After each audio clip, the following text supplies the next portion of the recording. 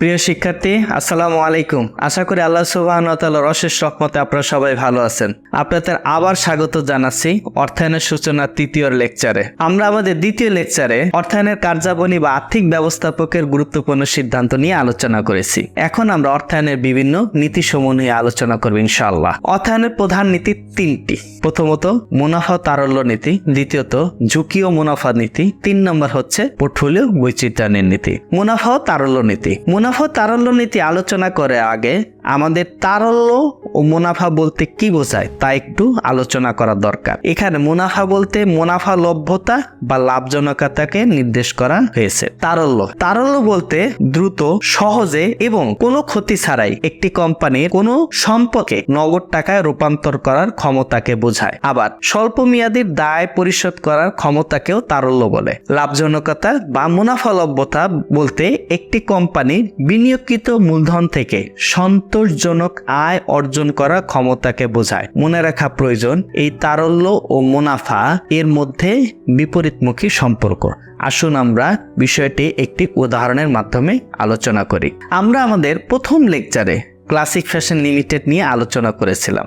আসুন আমরা আবার একটু রিভিউ করি। ক্লাসিক ফ্যাশন লিমিটেড আপনারা টেবিলে দেখতে পাচ্ছেন স্থায়ী সম্পদে বা দীর্ঘমেয়াদী সম্পদে বিনিয়োগ করেছে 18 লক্ষ টাকা, যেখানে ভাড়া অগ্রিম, সাজসজ্জার ব্যয় বা ফ্যাক্টরি অগ্রিম ছিল। অন্যদিকে তরল সম্পদে এবং চলতি সম্পদে বিনিয়োগ করেছে 2 লক্ষ টাকা, যেটা পুরোটাই নগদ অর্থ হিসেবে ছিল। ক্লাসিক ফ্যাশন লিমিটেড তার স্থায়ী সম্পত্তিতে যত বেশি বিনিয়োগ করবে তার মুনাফা তত বেশি বাড়বে, কিন্তু তারল্য কমে যাবে। চলতি দায় পরিশোধ করার ক্ষমতাও কমে যাবে এবং ফলস্বরূপ কোম্পানি তারল্য ঝুঁকি বা দেউলিয়াত্বের ঝুঁকি বাড়বে। মনে রাখা প্রয়োজন, স্থায়ী সম্পত্তিতে বিনিয়োগ থেকে বেশি বেশি মুনাফা সৃষ্টি হয়। আবার তরল সম্পদে বিনিয়োগ যত বাড়বে কোম্পানির তারল্য বাড়বে, কিন্তু মুনাফা কমে যাবে। তাহলে দেখা যাচ্ছে যে মুনাফা ও তারল্যের মধ্যে বিপরীতমুখী সম্পর্ক, অর্থাৎ মুনাফা যত বাড়বে তারল্য তত কমবে, অন্যদিকে তারল্য যত বাড়বে মুনাফা তত কমবে। একজন আর্থিক ব্যবস্থাপককে এই মুনাফা এবং তারল্যের মধ্যে ভারসাম্য রক্ষা করতে হয়।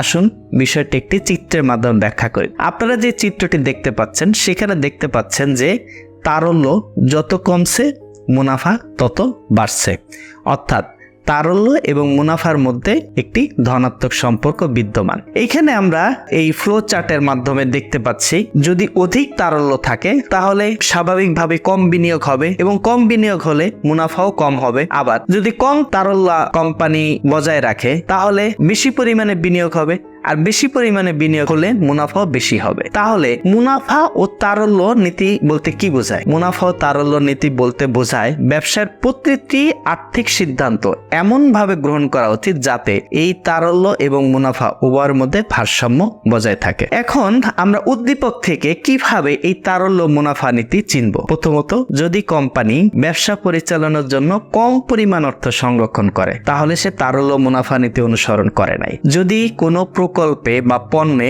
অধিক অর্থ বিনিয়োগ করা হয় তাহলে কোম্পানি তারল্য মুনাফা নীতি অনুসরণ করে নাই। যদি কোম্পানি নগদ অর্থের সংকটে পড়ে তাহলে কোম্পানি তারল্য মুনাফা নীতি অনুসরণ করে নাই। যদি কোম্পানি কাঁচামাল কিনতে না পারে, বেতন ভাতা দিতে না পারে, বিভিন্ন বিল পরিশোধ করতে না পারে তাহলে তারল্য মুনাফা নীতি অনুসরণ করে নাই। যদি কোম্পানি তারল্য ঝুঁকি বা দেউলিয়াত্বের ঝুঁকি মুখোমুখি হয়, যদি তরল বা চলতি সম্পদে কম বিনিয়োগ করা হয়, যদি কোম্পানি অলস অর্থ ব্যবহারে সচেষ্ট হয় তাহলে বুঝতে হবে কোম্পানি তারল্য এবং মুনাফা নীতি অনুসরণ করতে চাচ্ছে। অর্থায়নের দ্বিতীয় গুরুত্বপূর্ণ নীতিটি হচ্ছে ঝুঁকি ও মুনাফা নীতি।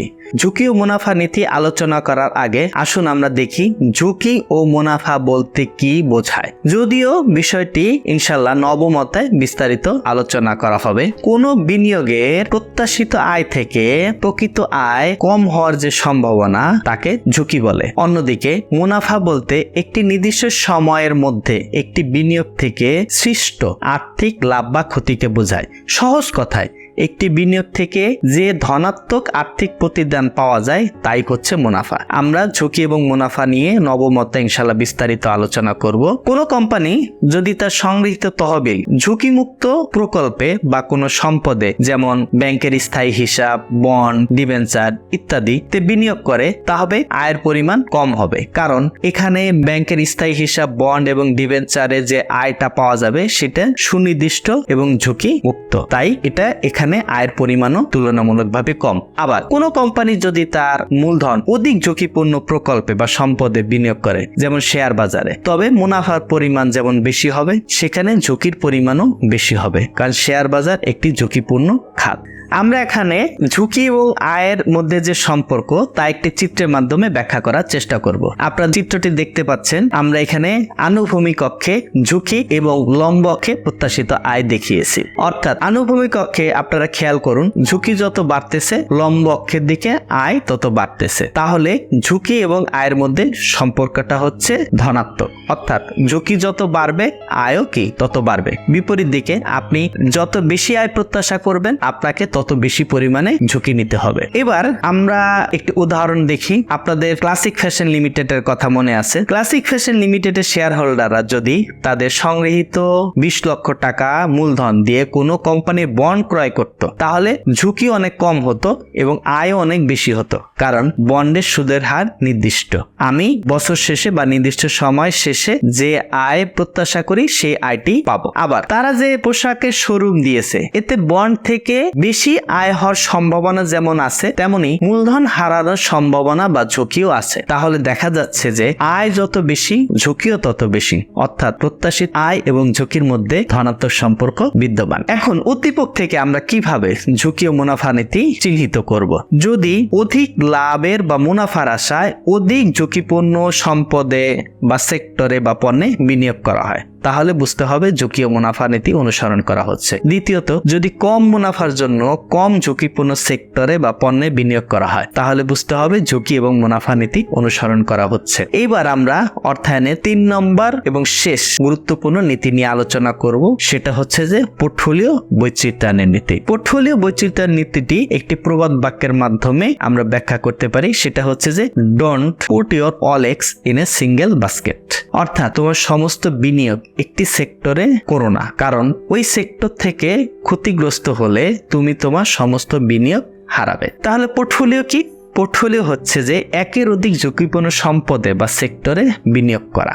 আবার যে নীতির মাধ্যমে একজন বিনিয়োগকারী তার বিনিয়োগকে বিভিন্ন সম্পদ, শিল্প বা সেক্টরে এবং ভৌগোলিক অঞ্চলে ছড়িয়ে দিয়ে ঝুঁকি কমায় বা বিনিয়োগ করে ঝুঁকি কমায়, তাকে পোর্টফোলিও বৈচিত্র্য নীতি বলে। আসুন বিষয়টি আমরা একটি উদাহরণের মাধ্যমে দেখি। আপনারা যে টেবিলটি দেখতে পাচ্ছেন, সেখানে দেখতে পাচ্ছেন যে গ্রামীণফোন কোম্পানি শেয়ার ক্রয়, এটি একটি একক বিনিয়োগ, অর্থাৎ আপনি একটি ক্ষেত্রে বা একটি সেক্টরে বিনিয়োগ করেছেন, তাহলে এখানে ঝুঁকি অনেক বেশি হবে, কারণ কোনো কারণে যদি গ্রামীণফোনের শেয়ারের দাম কমে যায় তাহলে আপনাকে ক্ষতির সম্মুখীন হতে হবে। অন্যদিকে পোর্টফোলিওতে বিনিয়োগে আমরা দেখতে পাচ্ছি যে সেখানে এবি ব্যাংকের শেয়ার ক্রয়, গ্রামীণফোনের শেয়ার ক্রয়, সন্ধানী লাইফ ইন্স্যুরেন্সের শেয়ার ক্রয়, স্কয়ার ফার্মার শেয়ার ক্রয়, এইখানে ঝুঁকি কম, কারণ কোন একটি কোম্পানির শেয়ারের দাম কমলেও আপনি অন্য কোম্পানির শেয়ারের যে লাভ হবে তা দিয়ে আপনি ক্ষতিটি পুষিয়ে নিতে পারবেন। একজন বিনিয়োগকারী এই পোর্টফোলিও নীতি অনুসরণ করে শুধু গ্রামীণফোন কোম্পানির শেয়ারে বিনিয়োগ না করে যদি একাধিক কোম্পানির অর্থাৎ এবি ব্যাংক, গ্রামীণফোন, স্কয়ার ফার্মার শেয়ারে বিনিয়োগ করেন, তবে ঝুঁকি বিভিন্ন কোম্পানির মধ্যে বন্টিত হয়ে যায়। পরবর্তীতে তিনি কোনো একটি শেয়ার থেকে ক্ষতির সম্মুখীন হলে অন্য শেয়ারের লাভ দ্বারা ওই ক্ষতিকে পুষিয়ে নিতে পারবেন। এভাবে তার বিনিয়োগের ঝুঁকি হ্রাস পাবে এবং তিনি তার কাঙ্ক্ষিত মুনাফা অর্জন করতে পারবেন। উদ্দীপক থেকে আমরা কিভাবে পোর্টফোলিও বৈচিত্র্য নীতি চিনব? প্রথমত, যদি একটি প্রকল্পে, পণ্যে, সম্পদে বা সিকিউরিটিতে বিনিয়োগ না করে একাধিক প্রকল্পে বা পণ্যে বা সম্পদে বা সিকিউরিটিতে বিনিয়োগ করা হয়, তাহলে সেটা পোর্টফোলিও বৈচিত্র্য নীতি। যদি বিনিয়োগটির মাধ্যমে ঝুঁকি হ্রাস পায়। 3 নম্বর, যদি একটি প্রকল্পে বা পণ্যের লাভ দ্বারা অন্য প্রকল্পে বা পণ্যের ক্ষতি পুষিয়ে নেওয়া যায়, তাহলে সেটি পোর্টফোলিও বৈচিত্র্যের নীতি।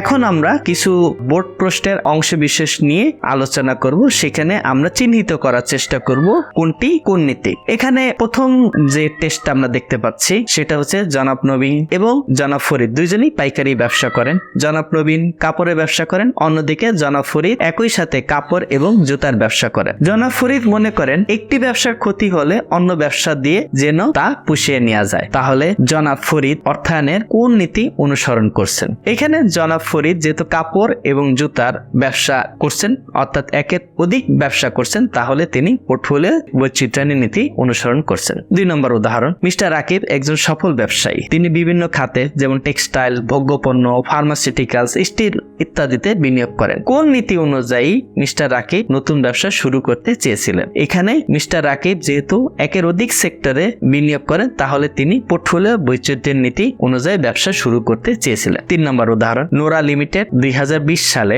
শ্রমিকদের বেতন ভাতা পরিশোধ করতে গিয়ে দেখলো হাতে পর্যাপ্ত অর্থ নেই। কোম্পানি এখন বিপদের সম্মুখীন। নোরা লিমিটেড অর্থায়নের কোন নীতি লঙ্ঘনের কারণে বিপদের সম্মুখীন হয়েছে? যেহেতু কোম্পানিটি বেতন ভাতা পরিশোধ করতে পারছে না নগদ অর্থের অভাবে, তাহলে বলা যায় কোম্পানি মুনাফা ও তারল্য নীতি অনুসরণ করে নাই। 4 নম্বর এক্সাম্পল, জনাব আহসান অধিক লাভের আশায় তার সম্পূর্ণ মূলধন একটি প্রকল্পে বিনিয়োগ করেন এবং লোকসানের সম্মুখীন হন। মূলধন বিনিয়োগের ক্ষেত্রে জনাব আহসানের সংগৃহীত নীতিটি হচ্ছে ঝুঁকি ও মুনাফার নীতি, কারণ তিনি অধিক মুনাফার আশায় অধিক পরিমাণে ঝুঁকি গ্রহণ করেছেন। প্রিয় শিক্ষার্থী, আজকের লেকচার ভিডিওটি নিয়ে কোনো প্রশ্ন থাকলে বা মতামত থাকলে কমেন্টস বক্সে জানান, ইনশাল্লাহ উত্তর পাবেন। আজকের লেকচার ভিডিওটি যদি ভালো লাগে তাহলে শেয়ার করে দিন, যাতে অন্যরা উপকৃত হতে পারে। ইনশাল্লাহ আমরা পরবর্তী ভিডিওতে অর্থায়নের লক্ষ্য ও সামাজিক দায়বদ্ধতা নিয়ে আলোচনা করব।